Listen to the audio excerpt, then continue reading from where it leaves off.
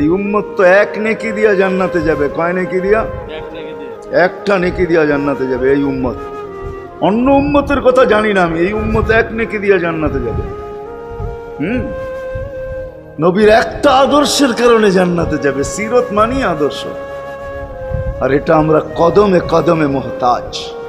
কেননা এই ছোট জীবনটা যদি গ্রহণযোগ্যতা পর্যন্ত পৌঁছাইতে হয় আল্লাহর কাছে, চাই নারী হই, চাই যুবক হই, চাই বৃদ্ধ হই, যেই মানুষই হই না কেন, যেখানেরই হই না কেন, যেই বাসারই হই না কেন, যেই বর্ণেরই হই না কেন, যেই পেশারই হই না কেন, যেই সোসাইটিরই হই না কেন, এই জীবনটাকে যদি গ্রহণযোগ্যতা পর্যন্ত পৌঁছাইতে হয় কার কাছে? দুনিয়াওয়ালাদের কাছে না, মালিকের কাছে, যিনি এক ফোঁটা পানির থেকে অস্তিত্ব দিছেন, যার কাছে আবার আমাদেরকে ফিরা যেতে হবে। পালানের কোনো সুযোগ নাই। এই জন্যই কোরআন আমাদেরকে বোঝায় আইনাল মাফার। আল্লাহ বলতেছে কোথায় ভাগবে তুমি, বলো কোথায় ভাগবে? কবির কথাই সত্য, যদিও নাকি পালাও তুমি আকাশেতে লাগিয়ে সিঁড়ি, সিঁড়ি লাগাও যদি আকাশে চলে যাও, তো আল্লাহ বলে তোমার বাগার কোনো সুযোগ নাই। কেননা ইল্লা বিসুলতান, ওইখানেও আমার রাজত্ব, এইখানেও আমার রাজত্ব, ডাইনো আমার রাজত্ব, বামে আগে পিছে উপরে নিচে সর্বত্র আমার রাজত্ব। আমার রাজত্বের বাহিরে যাওয়ার ক্ষমতা তোমাদের নাই। দ্বিতীয় কথা এটো, আইনা আনা মাআকুম আইনা মা কুনতুম, যেখানে যাবে ওইখানে আমি সঙ্গে থাকব, আমাকে দূর করতে পারবে না। যদি করো তাহলে তুমি থাকবে না, তোমার অস্তিত্বই থাকবে না। কেন আমাদের ভিতরে আল্লাহ নাই বটে, কিন্তু আল্লাহর একটা পাওয়ার আছে যেটাকে রূহ বলে। কুলির রূহ মিন আমরি রব্বি, আল্লাহর একটা পাওয়ার, একটা সিফত, সবচেয়ে শক্তিশালী পাওয়ার যেটা, ওটা আমাদের ভিতরে আল্লাহ ঢুকায় রাখছেন, যেটাকে আমরা রূহ বলি।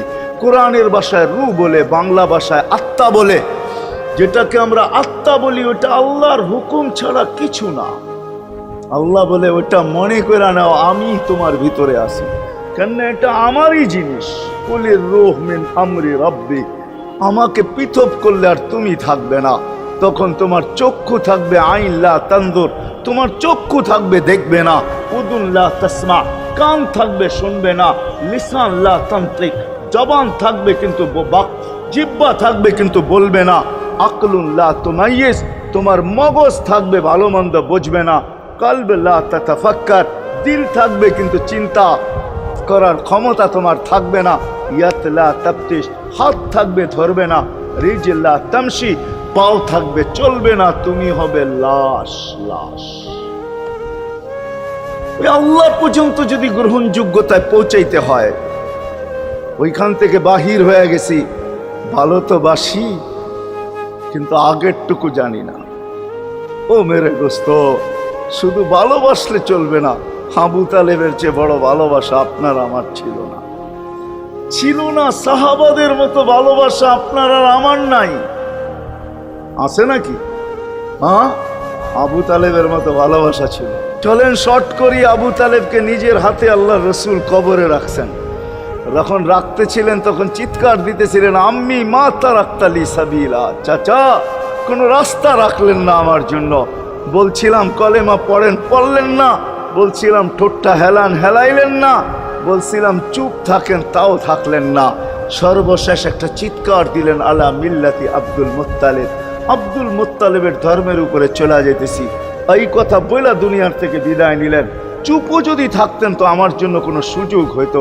চাচা, ও চাচা, আমার জন্য কোনো রাস্তা রাখলেন না। ভালোবাসা কাজে দিবে না। এই জন্য চলেন, জীবনটাকে গ্রহণযোগ্যতা পর্যন্ত পৌঁছাইতে হইলে কদমে কদমে মুহাম্মদুর রাসূলুল্লাহর আদর্শ লাগবে।